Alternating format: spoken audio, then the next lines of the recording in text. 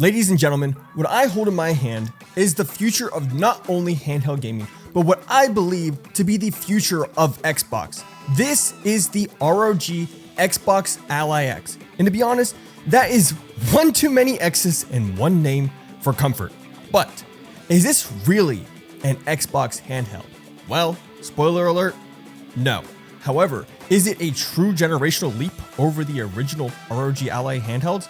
And is it worthy of the hefty $1,000 price tag? Well, that is what I aim to answer in today's review. So let's not waste any more time and dive into today's review on the Asus ROG Xbox Ally X. So what comes with the Xbox Ally X? Well, inside the ROG Xbox Ally X's box, you will find your handheld, of course, and the charging brick, and the most exciting part, the legal papers and quick start guides. And that's it. Wait, just kidding. There's a stand that also comes with it tucked away in the top of the box that can easily be missed if you aren't looking for it. So make sure you check here if you do get one of these devices. This time, the stand is actually pretty nice in my opinion, but still probably cheap. So you might want to get a dock, which I will link you to my favorite one in the description. And that's everything that comes with the ROG Xbox Ally X. No case still, which sucks, but the first one didn't come with a case either, but this one is also $1,000, so. However, I'll be honest, when I first saw the design of the Xbox Ally X, my first reaction was, oh my god, this thing looks hideous. What's that? But it has actually grown on me now that I've had it in hand for a while, but it still looks stupid. Okay, that's a bit harsh. It just looks super gamer-ish, I don't know if that makes sense, and it almost looks like a fake gaming handle that they would use as a generic prop in a TV show or movie.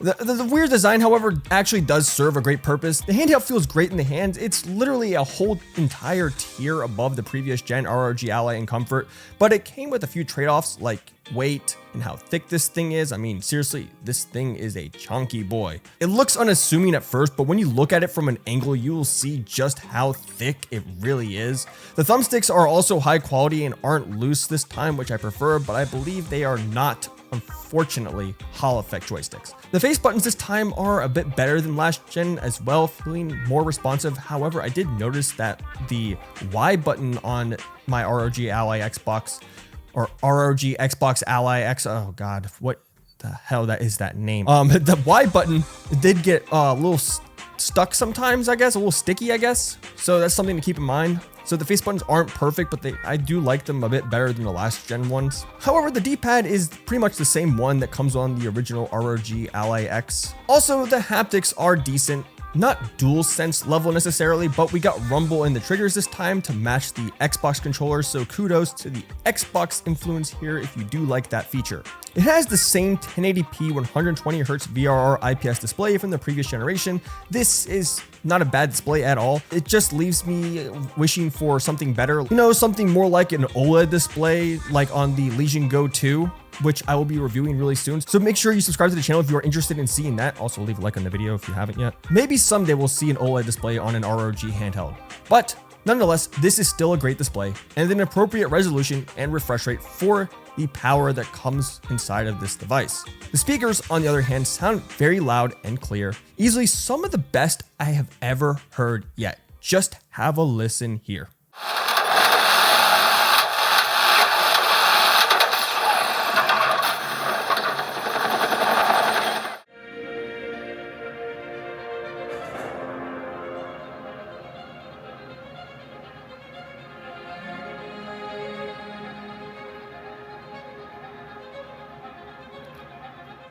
Now let's talk about the most unique aspect of the ROG Ally Xboxes, and that would be the software. The biggest selling point of the ROG Xbox Ally handhelds as a whole, in my opinion, is the software that they both share. What I originally thought was going to be a dedicated Xbox OS mode for Windows, similar to how SteamOS is to Windows, turned out to be just an overlay for Windows. While I do think it's a much more user-friendly experience, compared to just Windows 11, it just doesn't do enough to justify the Xbox console branding name in my opinion. I mean, it's great how easy it is to have all your games on your PC in one location to access them within the Xbox app and swap between them and close them out, but it's still a bit buggy. The setup for the device is also lengthy and a bit of a pain, to be honest. It's just like Windows, you know, it sucks, quite frankly. With SteamOS, you can scan a QR code and sign into Steam and you're pretty much ready to download games and play. Also, a bit of a nitpick, but when you log into your device, it looks way too similar to standard Windows as well. While I just admitted it's a nitpick, let's be honest, this does matter. It's just lazy in my opinion and defeats the illusion of it being an Xbox console altogether. It just seems like the Xbox team took way too many shortcuts here, but I could also see this being, you know, a step toward what we truly want in a dedicated Xbox operating system, but I digress. I was also met with some strange bugs while playing Steam games like I did here with this clip of me playing Elden Ring. And it wasn't the only glitch I came across either. Over time, bugs will likely be ironed out, but it doesn't change the fact that this wouldn't be tolerated in a console experience on day one. It's literally just what they call it, an overlay, not an operating system. Bro, someone try to beat the game like this, please. But regardless, I still wholly prefer this overlay in place of standard Windows. Finally, let's talk gaming and performance. So let's start with listing off the specs of the ROG Xbox Ally X. God, it does not get any easier saying that name. The ROG Xbox Ally X comes equipped with 24 gigabytes of LPDDR5X RAM, 1 terabyte of storage, and a Z2 Extreme processor, which is based on RDNA 3.5 graphics, which is not the latest tech from AMD, but newer than the previous RDNA 3 GPU found in the Z2 Extreme APU. 24 gigabytes of RAM is probably the sweet spot for handhelds in my opinion, because it is future-proof, but it isn't overkill like I think 32 gigabytes is. 1 terabyte of storage for this price, however, I think is a bit too conservative. I would have liked to see at least 2 terabytes here, but regardless, here are the benchmarks that I did. Here are our results in Red Dead Redemption 2.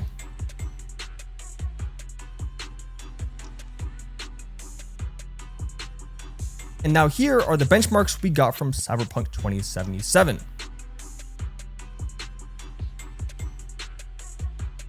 And finally, these are the results we got from the benchmark in Forza Horizon 5.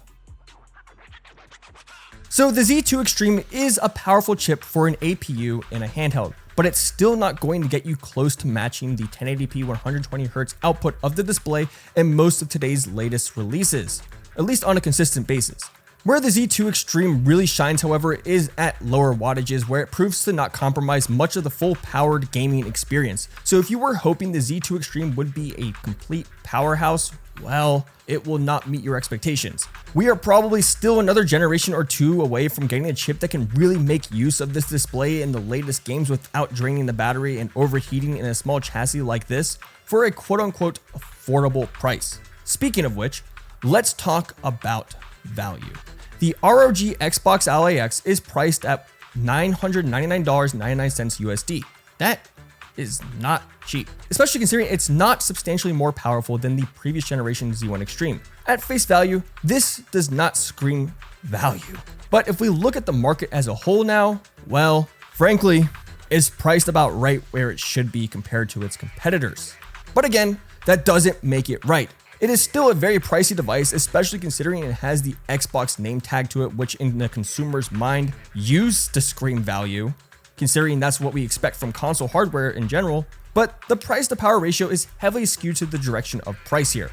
This device is not more powerful than an Xbox Series X, and it is priced about 54% more expensive, which is not a good value, at least considering that. They also should have included 2 terabytes of storage for this price, as I said earlier, and maybe even including Xbox Game Pass Ultimate and a case. So if you don't mind the premium that comes with having the latest and greatest, by all means, go for it. But for everyone else, my recommendation is to wait for a sale, get something like a Steam Deck or even the OG ROG Ally on sale, used or open box, and mod it like I did. Overall though, there's a lot to love about the ROG Xbox Ally X. The device is comfortable despite its goofy looking design. The ability to swap between applications is seamless. I also enjoy the rumble in the triggers, and the performance is in fact an improvement over its predecessor. However, at the same time, there's also a lot I dislike about the ROG Xbox Ally X. The software still has a lot of polishing before it's actually in the conversation to be considered console-like, especially when it comes to updating drivers and the device as a whole. It's also just not as good as SteamOS, nor is it similar to the operating system found in Xbox console devices. The setup for the device is also far too lengthy and complicated.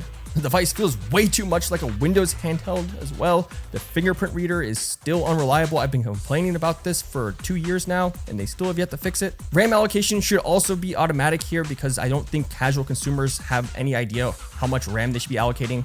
And the top performance of the handheld is not worthy of it being considered next gen. So, in conclusion, the ROG Xbox Ally X is not an Xbox in the traditional sense. It's an Xbox branded product that is quite literally just a Windows handheld that is priced like a Windows handheld that has a customized version of Windows on it.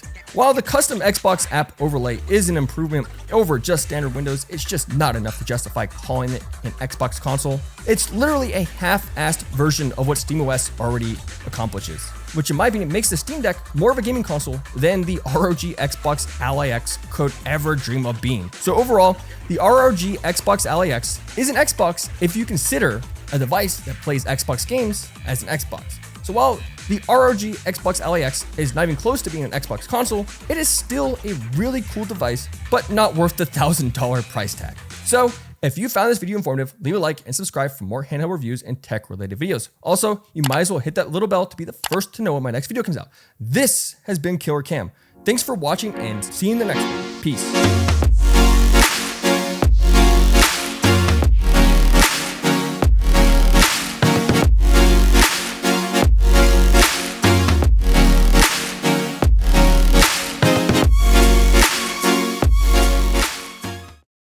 The biggest selling point of the ROG Ally, oh God, this name, bro.